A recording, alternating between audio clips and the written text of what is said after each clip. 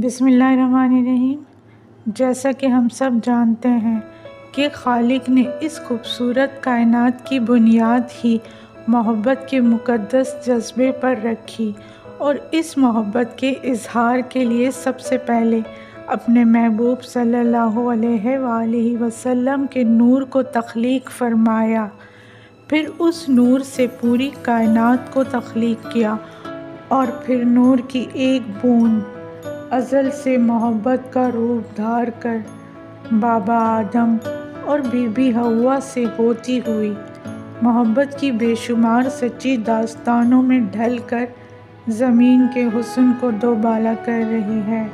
شفاف جھرنوں، خوبصورت چشموں، مضبوطی سے جمے ہوئے پہاڑوں، وسیع صحراؤں اور حسین وادیوں میں ہر طرف محبت کے سر آج بھی گونجتے ہیں۔ کبھی یہ سسی پنو بن کر صحرا کی خاک چھانتی ہے، تو کبھی سونی مہیوال بن کر دریاؤں کی گہرائیوں میں اترتی ہے، اور کبھی ہیر رانجھا بن کر کھیتوں کھلیانوں میں پھول مہکاتی ہے۔ شیطان کی سازشوں نے محبت کے جسموں کو تو مار دیا، مگر ان کی روحیں اور محبت کی داستانیں آج بھی زندہ ہیں۔ سورہ یاسین کی آیت نمبر 36 میں اللہ تعالیٰ نے فرمایا، وہ ذات پاک ہے جس نے زمین کی نباتات مطلب پودے اور خود ان کے اور جن چیزوں کی ان کو خبر نہیں سب کے جوڑے بنائے۔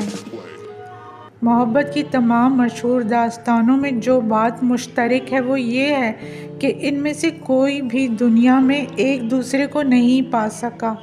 اپنوں کی سازشیں، بدنامی، قتل اور جوانی کی موت ان سب داستانوں کا حصہ ہے، مگر ان کی موت کے بعد لوگوں نے ان کے مزارات بنا دیے، اور آج کئی صدیاں گزرنے کے بعد بھی کئی ناکام عاشق کامیابی کی منتیں اور دعائیں مانگنے ان کے مزارات پر جاتے ہیں۔ تخت ہزارہ سے تعلق رکھنے والا رانجھا اور جھنگ پنجاب کی ہیر کو اپنوں نے زہر دے کر مارا۔ گجرات کی سوہنی اپنوں کی سازشوں کی وجہ سے دریا میں ڈوبی، اور ازبکستان بخارا کا مہیوال اسے بچاتے بچاتے ڈوب گیا۔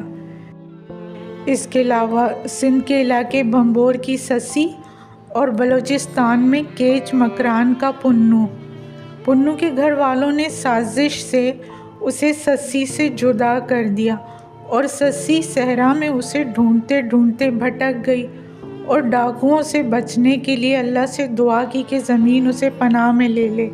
یوں زمین پھٹی اور وہ زندہ اندر سما گئی۔ بعد میں پنو بھی اسی جگہ دفن ہوا۔ ان چند داستانوں کے علاوہ پوری دنیا میں ایسی بے شمار داستانیں ہیں جن کا انجام ایک سا ہوا۔ آج بھی سوشل میڈیا کے دور میں ہم ایسی کئی خبریں دیکھتے ہیں کہ کس طرح گھر والوں کی سازش اور رسم و رواج اور اسٹیٹس کی خاطر دو چاہنے والوں کو مار دیا جاتا ہے یا پھر جدا کر دیا جاتا ہے۔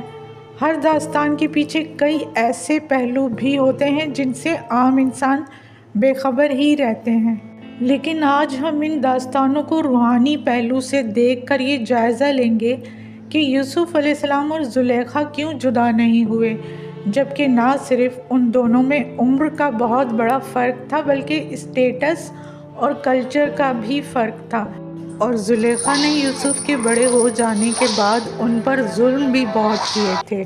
اس سوال کا جواب جاننے کے لیے بہت ضروری ہے کہ ہم پہلے یہ بھی دیکھیں کہ زلیخا کی محبت کن کن مراحل سے گزر کر اور پھر اس نے یوسف کو پایا۔ اگر وہ ان تمام مراحل سے نہ گزرتی تو کسی صورت بھی یوسف کو نہ پا سکتی، یہاں تک کہ آخر میں یوسف کو زلیخا کا کئی دن تک انتظار کرنا پڑ گیا۔ قرآن پاک میں اس کہانی کو بیان کرنے کا مقصد ہی رہنمائی، عبرت اور نصیحت ہے، نہ کہ صرف لو اسٹوری بتانا۔ گو کہ یوسف علیہ السلام کے نیک عادات و اطوار نے زلیخا کو بہت متاثر کیا تھا، مگر زلیخا ایک خوبصورت، مغرور اور خود پسند اشراف زادی تھی، لہٰذا وہ یوسف کو ہر حال میں قابو کرنا چاہتی تھی۔ اس کی محبت بھی ایسی ہی تھی جیسے آج کل ہر جگہ ہوتی ہے۔ زلیخا نے بھی اپنی محبت کو پانے کے لیے طرح طرح کی سازشیں کی، چالیں چلیں، یہاں تک کہ یوسف کو زندان میں ڈلوا دیا، کوڑے لگوائے، انہیں جھکانے اور توڑنے کے لیے ہر طرح سے ظلم کیا۔ لیکن گزرتے وقت کے ساتھ ساتھ زلیخا کو احساس ہوا کہ یوسف کو جھکانا یا توڑنا ناممکن ہے، بلکہ اس سازش میں وہ خود ہی جھکتی اور ٹوٹتی جا رہی ہے۔ اسے اپنی صحت اور چہرے کی شادابی بہت تیزی سے ڈھلتی ہوئی محسوس ہوئی، جبکہ یوسف کی یاد اس کے دل میں مزید جڑ پکڑتی جا رہی تھی اور وہ اپنے آپ سے لڑتے لڑتے ہار چکی تھی۔ آخر کار اس نے اپنے آپ کو یوسف کی محبت کے حوالے کر ہی دیا۔ پھر شوہر کا بھی انتقال ہو گیا اور معاشی حالات خراب ہونے لگے، اس لیے کئی ملازمین کو فارغ کرنا پڑا، جس کی وجہ سے ملازمین کم ہوئے تو قصر میں موجود قیمتی چیزیں چوری ہونے لگیں۔ حالات بگڑتے دیکھ کر بعض ملازم تو خود ہی چلے گئے۔ کچھ بہت غریب غلام جو بچے تھے انہیں بھی زلیخا نے اپنی زمینیں کاشتکاری کے لیے بخش دیں اور کہا کہ اگر یوسف محتاجوں کا خادم ہے تو زلیخا کیوں نہ ہو۔ مطلب یہ کہ اب زلیخا سچے عشق میں قدم رکھ چکی تھی اور یوسف کے رنگ میں رنگنے لگی تھی۔ اب ماضی کی اس خوبصورت، مغرور اشراف زادی کے لیے دولت کی کوئی اہمیت نہیں تھی۔ اب پے در پے اس پر آزمائشیں آنے لگی تھیں۔ بچپن کی ساتھی ماں جیسی آیا بھی چل بسی اور جنازے میں صرف 7 افراد تھے۔ اسی دوران گھر کا بچا کھچا سب کچھ بھی چوری ہو گیا، لیکن وہ ہر دکھ سے بے نیاز تھی، مگر اس کا عشق اب دیوانگی کی حدوں میں داخل ہو چکا تھا۔ وہ اب سب کے لیے ایک تماشا، ایک مذاق بن کر رہ گئی تھی۔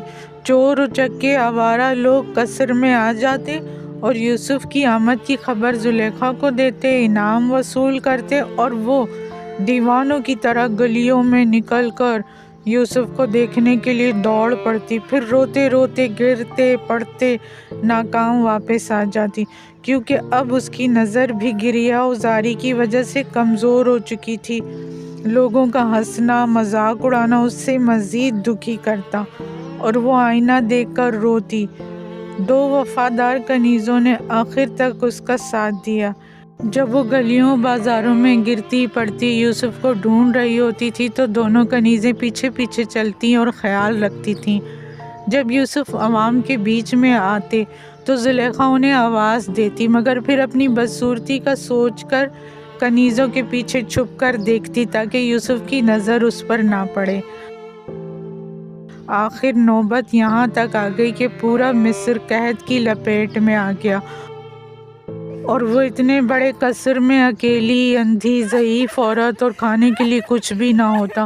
وہ پورے قصر میں اکیلے روتی، چلاتی اور کہتی کہ میں یوسف کے خدا سے اس کی شکایت کروں گی، پھر خود ہی کہتی کہ میں نے بھی تو اس پر ظلم کیے ہیں بہت۔ وہ جب بھی شدید تکلیف میں ہوتی تو یوسف لازمی خواب میں ایک ضعیف خاتون کو مدد کے لیے روتا پکارتا دیکھتے اور بہت پریشان، بے چین ہو جاتے کہ وہ کیوں نہیں پہچان پا رہے اسے۔ جب زلیخا کا دکھ، درد اور تکلیفیں حد سے گزر گئیں، وہ ملکہ سے ایک فقیرنی بن گئی اور یوسف سے عشق بھی حدوں سے گزر گیا، تو اب وہ اس اسٹیج پر تھی کہ وہ یوسف کے خدا کے بارے میں سوچنے لگی تھی، کیونکہ وہ اپنے اس محبوب کے رنگ میں رنگ گئی تھی جو خود اللہ کے رنگ میں رنگا ہوا تھا۔ ایک دن نظر کی کمزوری کی وجہ سے وہ کمرے میں ٹھوکر کھا کر گر گئی تو محسوس ہوا کہ اس کا خدا زمین پر پڑا ہوا ہے۔ اپنے خدا کی یہ بے بسی دیکھ کر وہ اس پر برس پڑی، اسے مارنے، چلانے، رونے لگی اور بولی کہ یوسف کے خدا کی بندہ پروری دیکھو کہ اسے ایک غلام سے شاہ مصر بنا دیا، اور اپنی بے بسی دیکھو کہ مصر کی بانوں کو ذلت کی پستیوں میں گرا دیا تم نے۔ بلکہ تم کیا گراؤگے مجھے، تم تو اس سے بھی گئے گزرے ہو، بلکہ مجھے تو یوسف کے خدا نے سزا دی ہے کیونکہ میں نے اس پر ظلم کیے تھے۔ اس طرح اب وہ اکثر یوسف کے خدا کے بارے میں سوچا کرتی اور پھر جذباتی ہو کر کنیزوں سے پوچھتی کہ میں ایسا کیا کروں کہ یوسف کا خدا مجھ سے خوش ہو جائے۔ اب وہ بالکل درویش بن چکی تھی، ماضی کے تمام عیش و عشرت، شہرت، عزت، بے عزتی کے احساس سے بالکل بے نیاز، اور صرف یوسف کے خدا کے بارے میں سوچتی۔ وہ یہی سوچتی کہ لوگ یوسف کو اتنا چاہتے ہیں، اس کی پوجا کرتے ہیں، اس کے لیے روتے ہیں، تو پھر یوسف کا خدا کیسا ہوگا کہ یوسف اس کے لیے روتا ہے، اس کی پوجا کرتا ہے، یقیناً وہ بہت اچھا، بہت لائق پرستش ہوگا۔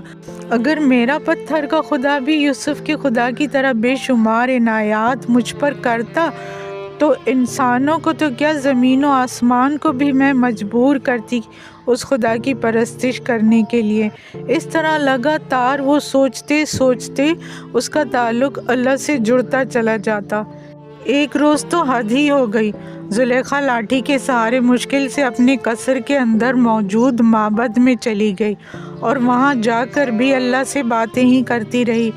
لاٹھی اور ہاتھوں پاؤں سے اس نے جالوں اور بتوں کو زمین پر پڑا ہوا محسوس کیا تو بولی کہ یہ کیا مذاق ہے، خدا یوں ٹھوکروں میں پڑے ہوتے ہیں کیا؟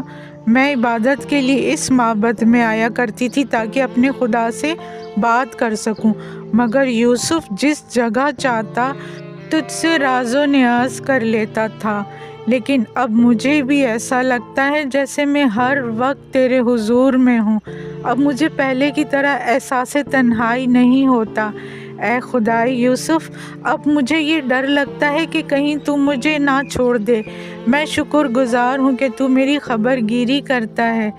اب تو دونوں کنیزیں یہ تبدیلی اور سکون دیکھ کر حیران ہو جاتی کہ وہ اکیلے اتنے بڑے سے قصر میں پرسکون سو جاتی تھی اور کہتی تھی کہ یوسف کے خدا، مجھے لگتا ہے کہ تو ہمیشہ بیدار رہتا ہے اور جب میں سو جاتی ہوں تو تو میری نگہبانی کرتا ہے۔ ایک دن ایسا واقعہ ہوا کہ زلیخا کی پوری زندگی ہی بدل گئی۔ اگلی قسط بالکل مس نہیں کیجیے گا، کیونکہ اس واقعے میں قرآن نے ہمیں بتایا ہے کہ کس طرح برائی پر نیکی اور گمراہی پر ہدایت اور ناکامی پر کامیابی غالب آ جاتی ہے۔